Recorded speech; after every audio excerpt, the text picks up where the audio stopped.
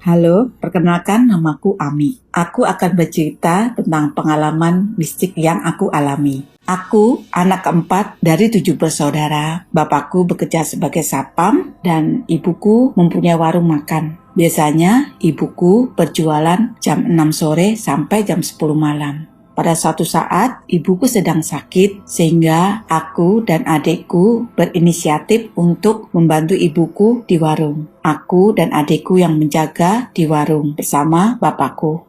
Entah kenapa pada malam hari itu dagangan ibuku banyak yang tidak laku karena banyak orang yang tidak datang untuk makan malam pada malam hari itu. Dan suasana pun juga sangat sepi dan hening. Sampai jam 9 dagangan ibuku pun masih banyak. Aku sempat sedih, tetapi apa mau dikata, memang saat itu mungkin tanggal tua ya, jadi mungkin banyak orang yang makan di rumah saja. Sampai jam 10 pun dagangan ibuku masih banyak. Tetapi bapakku berkata, sudah, nggak usah ditunggu, tutup aja warungnya terus kamu pulang karena besok kamu akan sekolah. Akhirnya bapakku menutup warung dan aku pun sama adekku disuruh pulang terlebih dahulu karena bapakku akan berberes-beres sendiri. Kemudian aku pulang bersama adekku. Jarak dari warung ibuku ke rumahku tidaklah terlalu jauh. Kami berjalan beriringan sambil bercerita tentang sekolah kami dan teman-teman yang kami kenal, dan kami pun bercanda-bercanda. Entah kenapa suasana jalan saat itu pun juga sangat sepi, tetapi kami tidak berpikiran apa-apa. Setelah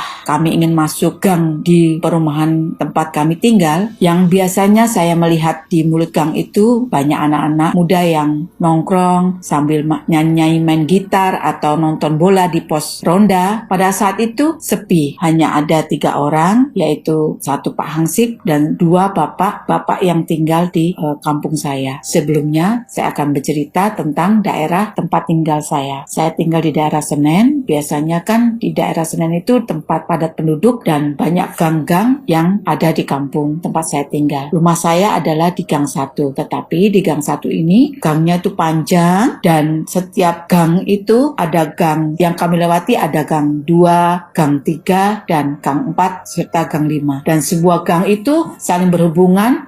Pintu masuknya hanya 1, yaitu di gang 1. Kami sempat menyapa bapak-bapak yang ada di pos ronda itu. Selamat malam Pak. Dan mereka pun berkata, malam, kok tumben sendiri? Mereka berkata begitu. Iya, Bapak masih di belakang. Saya berkata, menjawab pertanyaan dari Pak Hansip. Mari Pak. Kemudian saya lanjut jalan bersama adik saya. Saya masih bercerita tentang teman-teman saya di sekolah. Kemudian saat saya jalan bersama adik saya, setelah mau melewati mulut gang 2, saya merasakan suasana yang tidak enak. Saya merasa kepala saya berasa besar, tengkuk saya dingin dan merinding. Saya menoleh kepada adik saya dan saya lihat ekspresi adik saya pun seperti orang terkejut. Dia hanya melihat saya dengan mulut menganga tapi tidak mengeluarkan kata apa-apa. Dia memegang tangan saya dengan erat. Kami tidak berkata satu kata pun. Kami tetap berjalan. Dan pada malam hari itu yang biasanya lampu jalan nyala 3, entah kenapa malam itu hanya ada 2 yang nyala. Itu pun ujung mulut gang 1 dan tengah antara mulut gang 3 dan gang 2. Jadi tengah-tengah itu agak remang-remang atau bisa dikatakan agak gelap. Saya berjalan bersama adik saya dengan bergandengan tangan dan saya lihat adik saya seperti gemetar. Saya berusaha untuk menepuk-nepuk tangan adik saya. Setelah itu saya mendengar di sebelah kanan kuping saya suara seperti